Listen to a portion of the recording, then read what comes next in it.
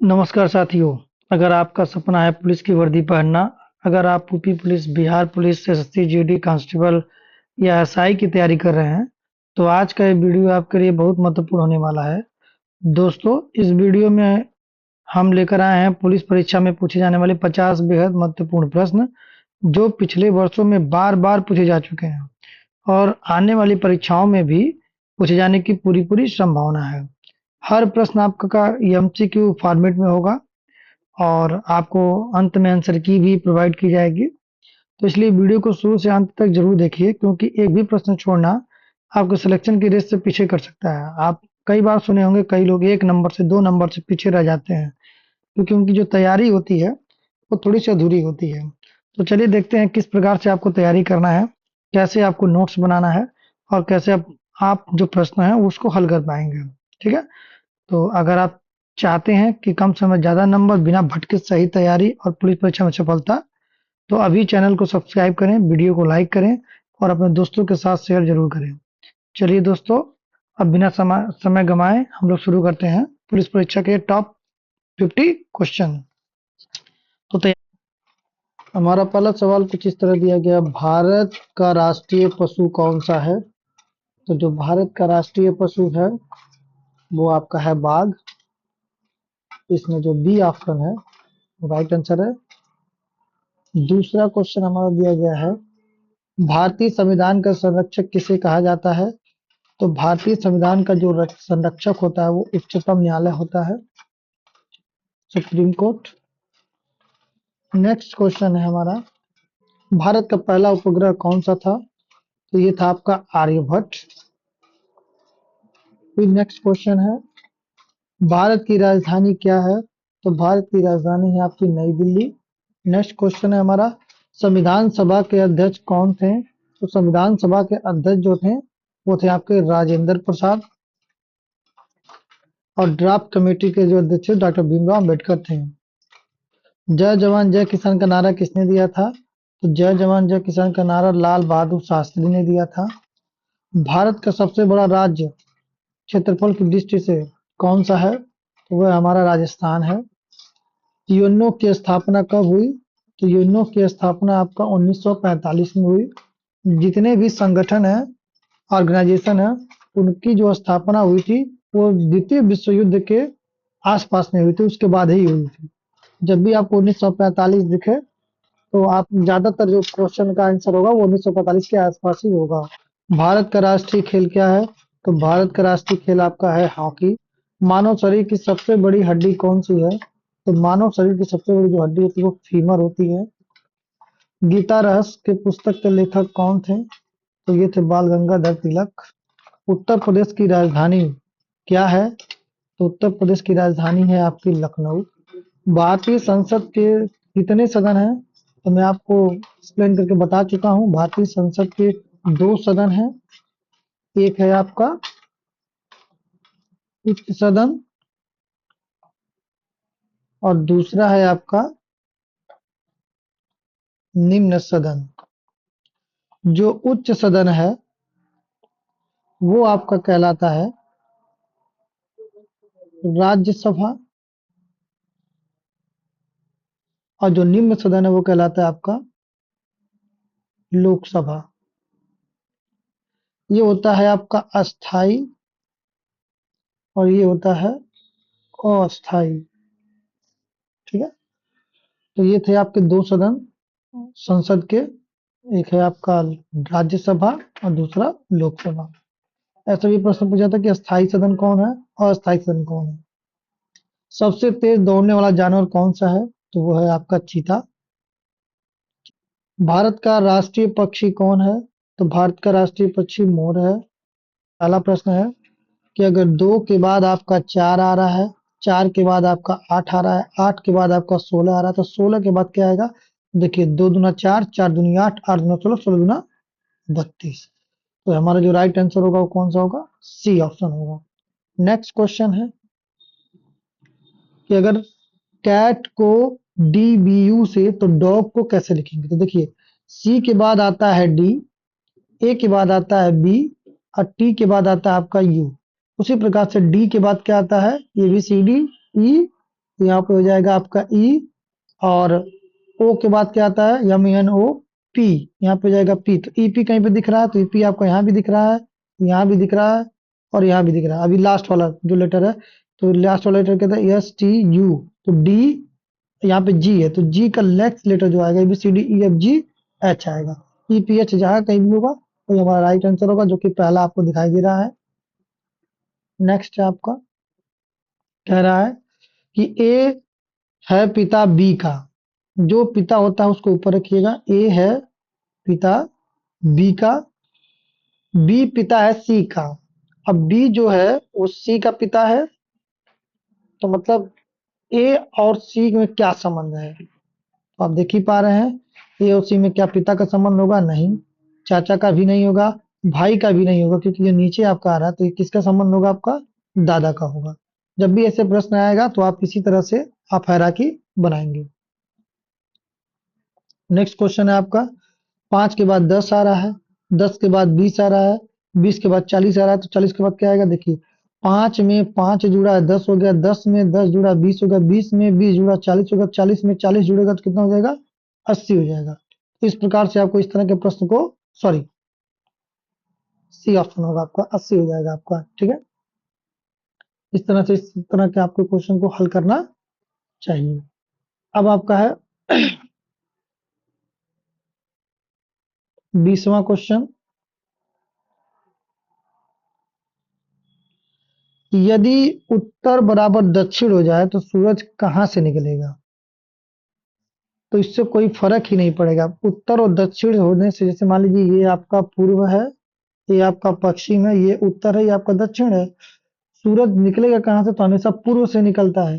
तो अगर उत्तर और दक्षिण को बदल भी दिया जाए तो इससे इसके उगने में, निकलने में कोई दो परेशानी नहीं होगी। तो ये हो जाएगा आपका कि कहाँ से वो आपका निकलेगा, तो वो पूर्व से ही निकलेगा। ठीक है, नेक्स्ट क्वेश्चन, अगर 12 144 है तो साफ साफ दिख रहा है कि 12 का स्क्वायर होता है 144, तो 8 का स्क्वायर क्या होगा? तो 8 हटाए कितना होगा? 64 होगा। तो इसका आंसर क्या होगा? Option number C, 64। Next question है आपका, विषम चुनिए। तो विषम में क्या दिया गया? कुर्सी दिया गया है, मेज दिया गया है, पलंग दिया गया है, कार दिया गया है। तो ये तीनों चीजें लकड़ियों से बनाई जाती हैं, ठीक, बल्कि जो कार होता है वो लोहे की बनाई जाती है। ठीक, तो ये विषम था आपका, इस प्रकार से चुनना है आपको। नेक्स्ट क्वेश्चन है आपका, अगर a प्लस बी का अर्थ a है, तो a प्लस बी का अर्थ a b का भाई है, मतलब a प्लस बी का अर्थ a है जो कि b का भाई है, तो p प्लस q का अर्थ क्या होगा? तो p और q का जो क्या होगा, ये भी क्या होंगे? भाई ही होंगे, भाई का ही संबंध होगा। नेक्स्ट है आपका, 15 आदमी 10 दिन में काम करें, 30 आदमी कितने दिन में उसी काम को करेंगे? अगर किसी काम को 15 आदमी 10 दिन में करते हैं, तो उसी काम को 30 आदमी कितने दिन में करेंगे? 15 आदमी हैं, 10 दिन में कर रहे हैं, आदमी को बढ़ा दिया गया, आदमी को दुगुना कर दिया गया, 2 गुना, तो जो 10 दिन है वो समय कम लगेगा। तो समय देखिए, 15 दिन तो लगेगा नहीं, 10 दिन भी नहीं लगेगा, क्योंकि आदमी बढ़ चुके हैं। 3 दिन तो लगेगा ही नहीं। अगर 15 आदमी 10 दिन में वो काम कर रहे हैं, तो 30 आदमी उसी काम को कम दिन में करेंगे। जैसे यहाँ पर दुगुना हो रहा है, तो ये आधा हो जाएगा, तो 10 का आधा कितना हो जाएगा? 5 दिन। ये कुछ इस प्रकार से प्रश्न लगाए जाते हैं। नेक्स्ट क्वेश्चन है आपका, कि कागज अगर पुस्तक बनाती है तो ईंट क्या बनाएगा? कागज से अगर पुस्तक बनती है तो ईंट से क्या बनेगा? ठीक है, तो ईंट से घर बनेगा, दीवार बनेगा, मकान बनेगा कि छत बनेगा? तो ईंट से क्या बनेगा? दीवार बनेगा। ईंट से क्या बनेगा? दीवार। प्रश्न है कि 25% 200 का क्या होगा? मैंने पिछले वीडियो में भी बताया था, आप इसका आंसर कमेंट बॉक्स में दीजिएगा। अब नेक्स्ट क्वेश्चन है, 12 और 18 का एलसीएम क्या है? तो जब भी एलसीएम निकालना होता है, तो एलसीएम होता क्या है? Lowest common factor. चलिए, एलसीएम क्या होता है? तो वह छोटी से छोटी संख्या जो दी गई संख्याओं से, जैसे एक संख्या आपकी 12 दी गई है, एक संख्या दी गई है 18 दी गई है, दोनों से पूरी पूरी तरह विभाजित हो जाए। तो देखिए 12 से ये सब विभाजित हो रहे हैं, 12 से 24 भी विभाजित होगा, 36 भी होगा, 18 भी होगा और 72 भी होगा। 18 से 24 डिवाइड नहीं होगा, ठीक है, 12 तो हो जा रहा है, 18 से 36 डिवाइड हो जा रहा है, 18 से 48 डिवाइड नहीं होगा, 18 से 72 भी डिवाइड होगा। मेरा प्रश्न है कि एलसीएम होता क्या है? तो इन दो दी गई संख्याओं से वह छोटी छोटी संख्या जो कटी है, तो सबसे छोटी संख्या क्या हो गई? 36, जो कि 12 से भी कट जाएगा और 18 से भी कट जाएगा। आई थिंक आप लोग को समझ में आया होगा कि एलसीएम क्या होता है, कि वह छोटी से छोटी संख्या, जैसे यहाँ पर 36 भी 12 से कट रहा है और 18 से, यहाँ 72 भी 12 से कट रहा है और 18 से, लेकिन 36 और 72 में सबसे छोटी संख्या क्या है? 36 है।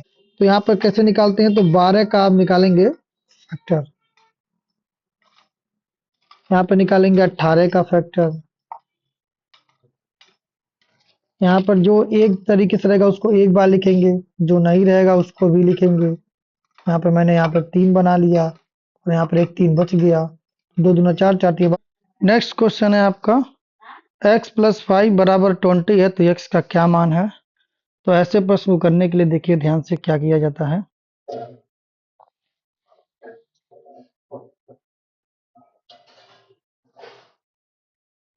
यहाँ पे x प्लस 5 बराबर में है आपका 20, 5 में क्या जोड़ा जाए कि इधर 20 आ जाए? तो आपको साफ साफ दिख रहा है कि 15 अगर जोड़ दें तो 20 आ जाएगा। इस तरह के सवाल आपको ऐसे करना है। तो अगर हम 15 जोड़ दें, इसको लगाने का और भी तरीका, जैसे x प्लस 5 बराबर 20 है, तो जो भी आपका कांस्टेंट है, अचर राशि, उसको उधर भेजिए। तो भेजने में होगा क्या कि जो आपकी धनात्मक राशि उधर जाएगी तो ऋणात्मक हो जाएगी। तो x बराबर हो जाएगा 20 में से 5 घटाएंगे तो हो जाएगा आपका 15। तो ऐसे सिंपल सिंपल सवाल आते रहते हैं कि 100 रुपए में खरीदी वस्तु 120 में बेची तो लाभ प्रतिशत बताइए। तो जब भी आपका लाभ प्रतिशत का कोई प्रश्न आएगा, देखिए ये शुरुआत हो रहा है यहीं से आपसे के लिए, इसके बाद एडवांस क्वेश्चन आते रहेंगे थोड़ा से। देखिए क्या होता है कि जो भी राशि आप मतलब खरीदते हैं और कितने में बेचते हैं, तो बिक्री और खरीदी गई राशि को घटा करके खरीदी गई राशि से भाग देते हैं, और जो ही आप 100 से गुणा करेंगे तो आपको लाभ प्रतिशत मिल जाएगा। तो कितने में वस्तु बेची गई? 120 में। खरीदी कितनी गई? 100 में। तो जो भी खरीदी गई उसी राशि से नीचे आप डिवाइड कर दीजिए और 100 से गुणा कर दीजिए। तो आप देख रहे हैं कि यहाँ से ये कट जाएगा और 120 में से 100 घटाएंगे तो कितना मिल जाएगा? 20। तो ये आ गया आपका प्रतिशत में, लाभ प्रतिशत में आएगा, तो 20%। ठीक है, तो हो गया आपका 20% हो गया। कि साधारण ब्याज का सूत्र क्या है? साधारण ब्याज का सूत्र क्या है? तो आप ऐसे भी प्रश्न आते रहते हैं। तो होता है आपका, जैसे आप लोगों को पढ़ा होगा, मूलधन गुणे दर गुणे समय बटा में 100। तो यहाँ पर प्रश्न कुछ ऐसे देगा, मूलधन को P से रिप्रेजेंट करेगा, दर को रेट R और समय को टाइम T से, बटा में 100। तो आप देख पा रहे हैं कि ये जो बी ऑप्शन है बिल्कुल राइट आंसर है।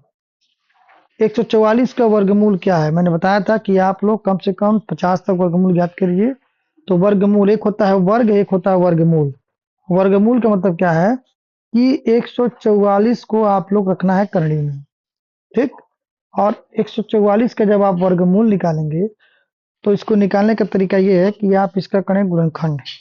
तो गुणनखंड करेंगे तो किससे कटेगा? तो देखिए ध्यान से, तो 2 सत्ते 14, 2 सत्ते 14, 2 बच रहा है तो 2 दूना 4, फिर आपका 2 तिया 6, 2 छक्के 12, फिर आपका 2 कने 2, 2 अट्ठी 16, फिर है आपका 2 9 18, उसके बाद 3 तिरिका 9, 3 कने में 3, अब ये कट गया। तो आप देख लीजिए कितने का पेयर बन रहा है। तो यहाँ पे मिल रहा है आपको 2 गुणे 2 गुणे 2 गुणे 2 गुणे 3 गुणे 3, 2 दूना 4, 4 दूनी 8, 8 दूनी 16, 16 में 32, 16 तीन 48, 47 तिया में 144।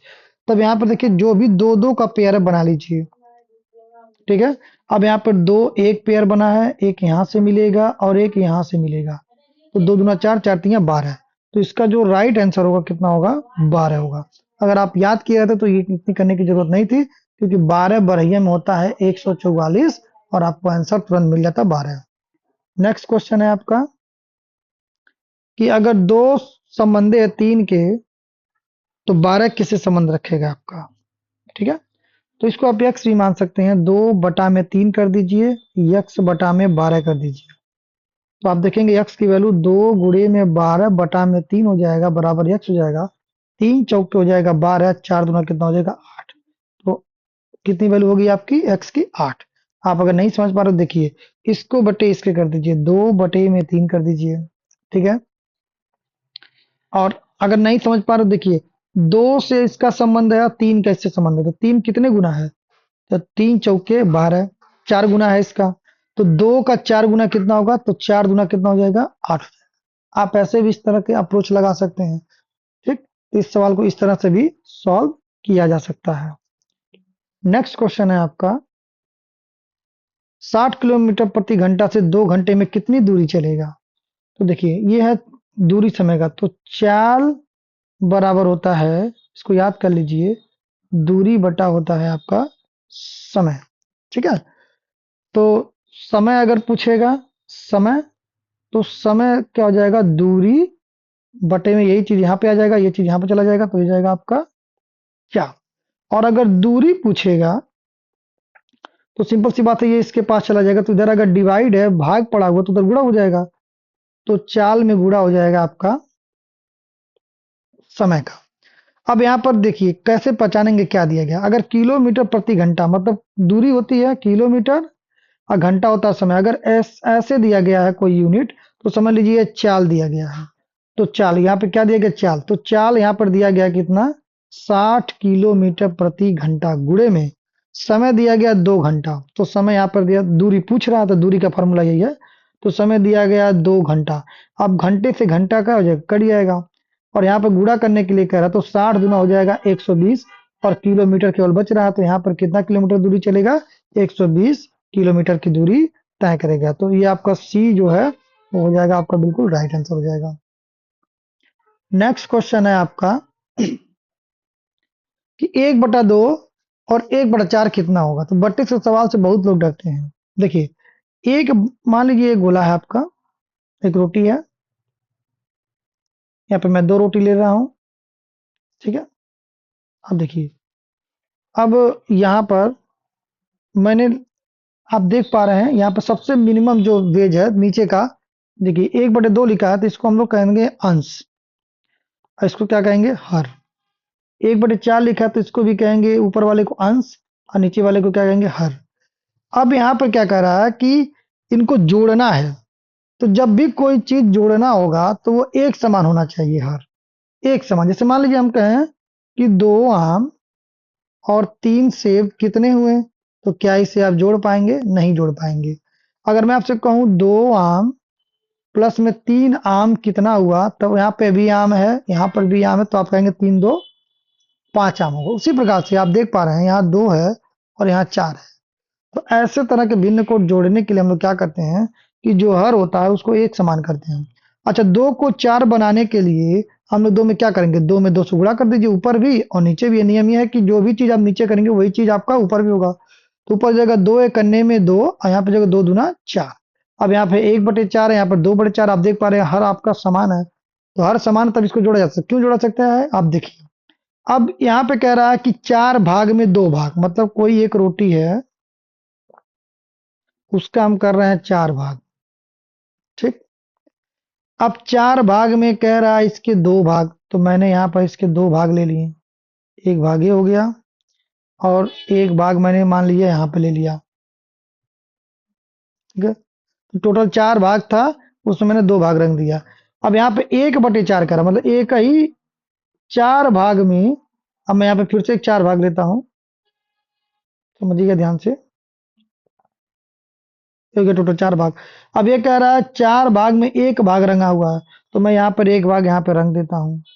ठीक है, अब इसको जोड़ना है, तो आप देख पा रहे हैं जोड़ने के लिए क्या करेंगे, आप इसको एक बार उठा करके यहाँ पे रखिए, तो आपको क्या दिखाई दे रहा है, आपको दिखाई दे रहा है कि इस 4 भाग में जो नीचे के 4 भाग थे उसमें से कितने भाग रंगे हुए हैं, तो 3 भाग रंगे हुए हैं। तो मतलब अगर 1/2 और 1/4 जोड़ेंगे तो हो जाएगा आपका 3/4। या ऐसा भी कह सकते हैं कि 2/4 प्लस 1/4, और अगर अंश हर आपका बराबर है तो उसको एक बार लिख दे, जैसे मैंने यहाँ पर सटा दिया था, तो यहाँ पर 4 को यहाँ पे लिख देंगे, और 2 और 1 बीच में प्लस है तो कितना हो जाएगा आपका, 2 1 कितना हो जाएगा, 3, तो हो जाएगा 3/4। इसको और भी तरीके हैं समझने के। मैं चाहता हूँ कि थोड़ा समय लगेगा, आप जिनको समझ में आ गया वो आगे बढ़ सकते हैं, जिनको नहीं समझ में आया उसको देख देख सकते हैं। अब से मान लीजिए कि था आपका यहाँ पर एक गोला था, और यही मैं सेम गोला में ले रहा हूँ, इसका सेकंड सेकंड गोला है आपका। अब यहाँ पे आप देख पा रहे हैं कि 1/2 का मतलब होता है कि आधा भाग। तो कोई एक भाग है, 1/2 का क्या सेंस है कि आधा, एक का दो भाग, एक का दो भाग। तो किसी एक का, जैसे यहाँ पे एक भाग है तो इसको हम दो भाग करेंगे बराबर बराबर, तो ये हो गया आपका एक का दो भाग। अच्छा, 1/4 कह रहा है, 1/4, तो एक का कितना बराबर भाग, 4 बराबर भाग, तो ये हो काट दिया। तो इसी पूरी रोटी को हम कहेंगे 1/4 भाग, 1/4 कहेंगे इस पूरे को। ठीक, तो आप देख पा रहे हैं, अब इसको जोड़ना है। तो जोड़ने के लिए खास बात क्या है कि 1/2, अब 1/2 ये हो गया, तो ये टोटल हो गया आपका 1/2। यहाँ पे मैंने कलर कर दिया, ऐसे भी दिखाई दे सकते हैं। ठीक, और यहाँ पे हो गया आपका 1/4, 1/4 का मतलब मैंने इसको ले लिया, देख पा रहे होंगे आप। अब इनको क्या करना है, ऐड करना है। तो मैं ऐड अगर करूंगा तो देखिएगा कौन कौन सा भरेगा। तो मैंने यहाँ पे ऐड कर दिया, तो आप देख पा रहे हैं सिंपली बात कि यहाँ पे हो जा रहा 3 भाग आपका भरा हुआ, कितने में, 4 भाग में। इस तरह से आप भिन्न को समझ सकते हैं। चलिए, तो मैंने इसमें ज्यादा समय ले लिया, लेकिन आपको अब अगर भिन्न कॉन्सेप्ट क्लियर नहीं है तो हमेशा कॉन्सेप्ट क्लियर रहेगा। तो यहाँ पे हो जाएगा आपका 3/4। नेक्स्ट क्वेश्चन है आपका, 15% ऑफ 300, आपका मतलब होता है गुणा 300 का। सीधी सी बात है, 300 का 15% क्या होगा। तो यहाँ पर 300 ऐसे लिखिए, का मतलब लिखिए गुणा। अब प्रतिशत, 1% में होता है आपका 1/100, यहाँ पर जाएगा 100। आपको मैं बता दूं, 100% कोई भी चीज होता है एक पूरा भाग। तो अगर हमको यहाँ पर 100 से डिवाइड करते हैं तो यहाँ भी 100 से क्या करना पड़ेगा, डिवाइड। अगर 100 से डिवाइड करेंगे, 100 करने में 100, ठीक है, तो यहाँ पे मिलेगा हमको 1%, और 1% का मान होता है 1/100 भाग। ठीक है, जहां कहीं भी 1% की बात आएगी वहां पर 1/100 भाग हम लिख देंगे, मतलब ऐसे था पहले ये। आप देख सकते हैं, मैं सीरीज कर दे रहा हूं। तो इसको ही मैंने ऐसे लिख दिया है, 15/100। अब यहाँ पे 2 जीरो ऐसे ही आपके यहाँ से कट जाएंगे, बचेगा यहाँ पर 3, यहाँ पे बचेगा 15। 15 का गुणा आप 3 में करेंगे तो 15 3 हो जाएगा आपका 45। तो ये हो जाएगा आपका 45। बेसिक चीजें क्या है इसको समझिए, ध्यान दीजिए। अगर आप, मेरे चैनल का नाम भी है बेसिक टू एडवांस, तो समझिए। यहाँ पर 300 है, तो 300 को हम ऐसे भी लिख सकते हैं, 100 के पार्ट में। अब प्रत्येक का 15%, तो 100 का 15% कितना होगा, 15%। 100 का 15% कितना होगा, 15%। इसका भी कितना होगा, 15%। ठीक है, अब आप 15 15 जोड़ेंगे 30, तो 30 15 जोड़ेंगे तो कितना आएगा, 45%। आई थिंक आपको परसेंटेज की बात समझ में आई होगी। नेक्स्ट, संविधान में कुल अनुच्छेद कितने हैं। तो आपका टोटल जो अनुच्छेद है वो आपके 395 अनुच्छेद हैं, याद रख लीजिएगा। 22 भाग हैं, ठीक है, और कुछ अनुसूचियां भी हैं। अगर आपको अनुसूचियां कितनी है पता है तो आप कमेंट करिएगा। तो 395 अनुच्छेद हैं, 22 भाग हैं, और कुछ अनुसूचियां जिसको आपको कमेंट बॉक्स में लिखना है। अब नेक्स्ट क्वेश्चन देखते हैं हम, मौलिक अधिकार कितने हैं। अच्छा, मौलिक अधिकार, मूल अधिकार, ठीक है, ये सब एक ही है, या इसको हम लोग अंग्रेजी में कहते हैं फंडामेंटल राइट्स। ठीक है, फंडामेंटल राइट्स। तो देखिए, शुरुआत से अगर पूछेगा तो आप मौलिक अधिकार कितने बताएंगे, 7 थे जब शुरू शुरू में आपका संविधान बना था। कुछ समय बाद सुप्रीम कोर्ट के आदेशानुसार जो संपत्ति का अधिकार था, ठीक है, उसको मौलिक अधिकार से हटा करके कानूनी अधिकार बना दिया गया। ध्यान दीजिएगा, क्यों बनाया गया? क्योंकि सरकार जब भी कोई काम कर रही थी या किसी कहीं डेवलपमेंट का काम करती थी, तो लोग अपनी जमीन नहीं देते थे। तो सरकार को एक नियम बनाना पड़ा कि संपत्ति के आधार को कानूनी अधिकार बना दिया जाए, जो सरकार के हक में रहेगा। सरकार अगर कोई काम ऐसी कर रही है जिससे जन लोग का बहुत फायदा है, तो वो आपकी जमीन को ले सकती है। जैसे लैंड एक्विजिशन, जो आपका सड़क वगैरह बनता है, उसमें सरकार आपकी जमीन ले लेती है। आप उसमें कोई भी मूल अधिकार नहीं रखते हैं कि आप मेरी आपकी जमीन है तो आप सरकार को अपने मनमाने ढंग से दो। वो सरकार का काम है, सरकार आपसे ले लेती है।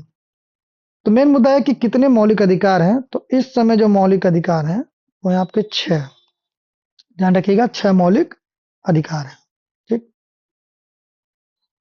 नेक्स्ट है एफआईआर का फुल नाम क्या है?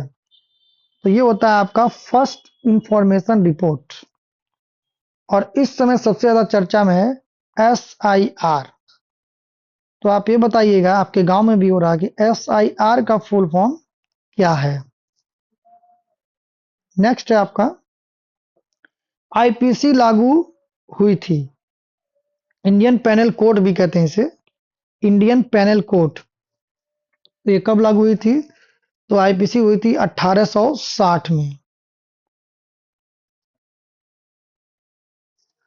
सीआरपीसी का संबंध किससे है? सीआरपीसी का संबंध आपका किससे है? तो बता दो, दंड प्रक्रिया है ये। ठीक, नेक्स्ट है आपका राज्यपाल की नियुक्ति कौन करता है? तो राज्यपाल की जो नियुक्ति करता है वो राष्ट्रपति करता है। बहुत इंपॉर्टेंट क्वेश्चन है, वेरी वेरी इंपॉर्टेंट क्वेश्चन।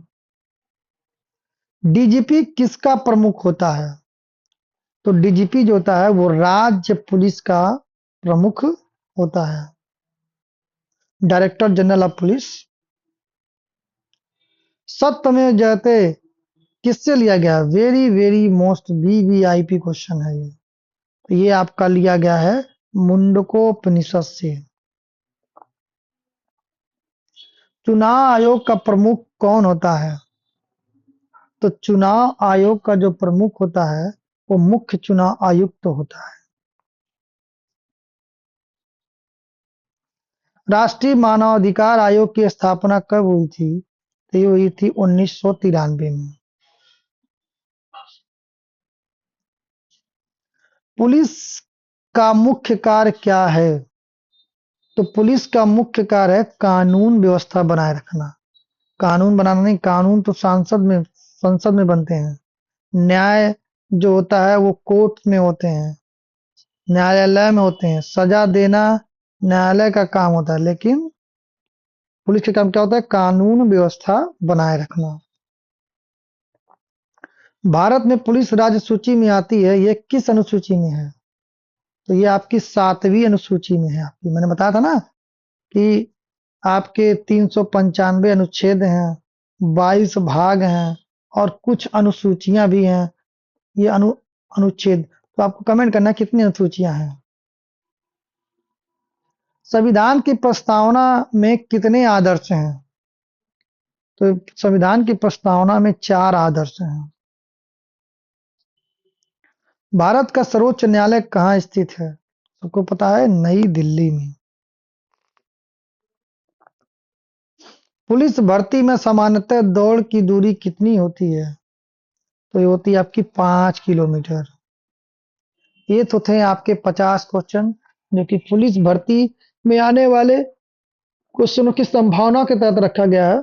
मैं आशा करता हूं कि आपको समझ में आया होगा। अगर आपको ये वीडियो समझ में आया होगा, पसंद आया होगा, तो मेरे वीडियो को प्लीज लाइक करिए, सब्सक्राइब करिए, ज्यादा से ज्यादा शेयर करिए और वीडियो में बने रहिए। तब तक के लिए धन्यवाद।